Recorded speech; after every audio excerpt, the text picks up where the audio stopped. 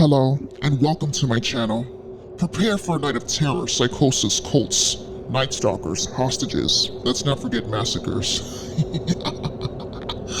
A night when you're in someone's unconscious mind, hoping and praying you can run away from the creepy person in your backyard, or maybe escape from the deranged person holding you hostage. Being the audience yourself, you start to ask yourself, how did I get into this transcendental science? It'll trap you in your own mind like a prisoner. Lock your doors, say your prayers, stay out of the driveway, be aware of the bumps in the night, and the prickles in back of your neck during a good night's sleep.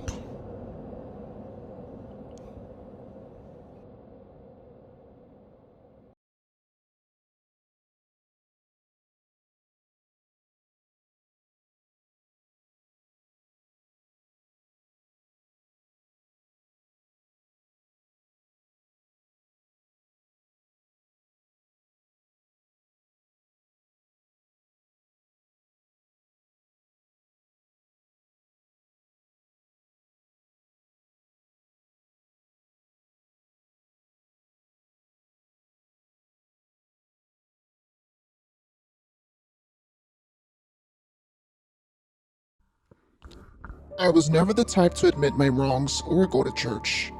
I felt like going to church would do no good.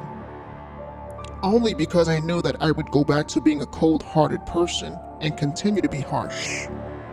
However, things were getting out of control at home to where I had a physical altercation with my brother.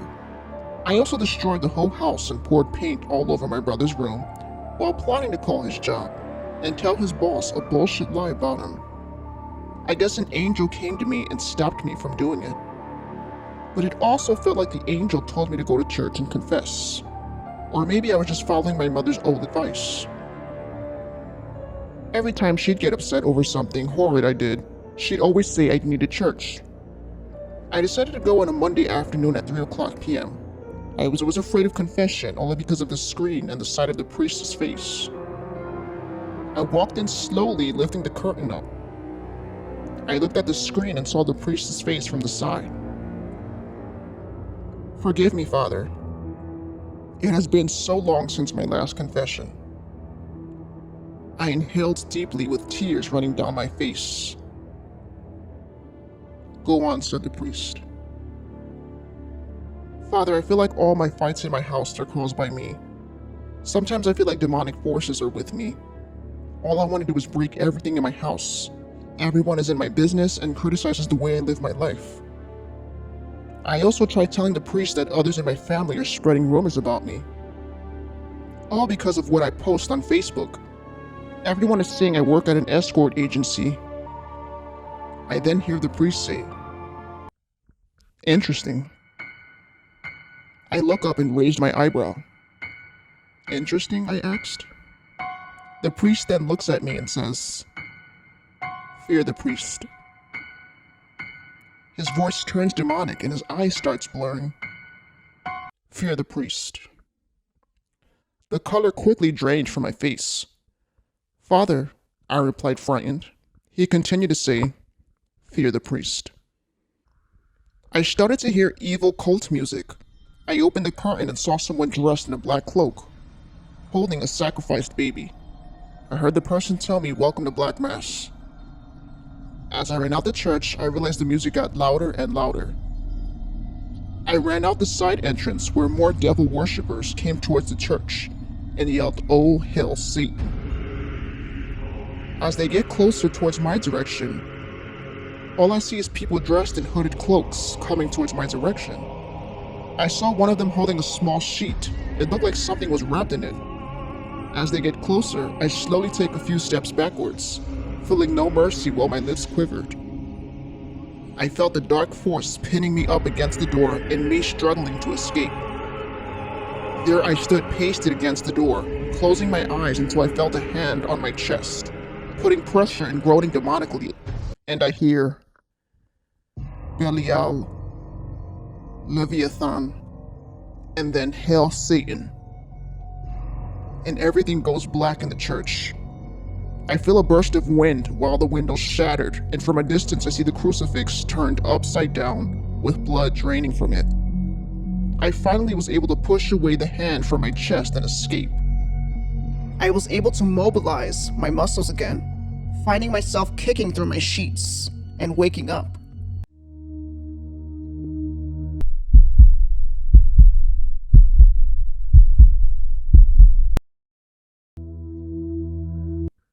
On a humid August night in 2021, my cousin and I heard about this haunted spot in Brooklyn, New York. Back in the 1930s, a young girl drowned in a pool on Lorimer Street. We figured hunting a bit would give us some massive success on our YouTube channel. There we stood by the pool with the Ouija board and EMF equipment, dowsing rods, REM pods, and a camera. I peacefully sat by the pool while my cousin settled in and organized the equipment, where I closed my eyes and decided to put my feet in the pool. Somewhere in my mind, I thought I would feel a stronger presence that way. But as always, I love learning new techniques with the paranormal. I can feel the heat in the pool slightly. I extended my arms forward and started speaking gently, trying to manifest the presence of the little girl who drowned. I'm speaking to the person that's here with us tonight. Are you ready to speak? The EMF device started blinking fast, with all the colors going on and off. My cousin started reciting a ritual to communicate with the beyond, while I continued practicing mine mentally. I noticed the nerves in my arms began pulsating and my eyes rolled back. I thought I felt my cousin grabbing my shoulders, but I realized something also was grabbing my feet under the water. The force was so strong, it actually threw me into the pool. And believe it or not, I finally felt someone purposely drowning me. I fought and fought until I finally passed out. 10 minutes later, I found myself laying on the floor by the pool. I felt someone pumping my chest and giving me mouth to mouth while I coughed off pool water and coughed uncontrollably.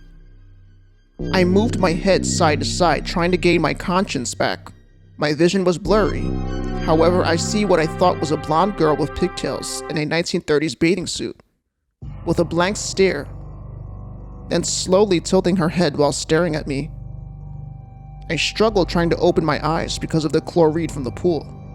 Her voice sounded like a guy's. Stay away. Stay away.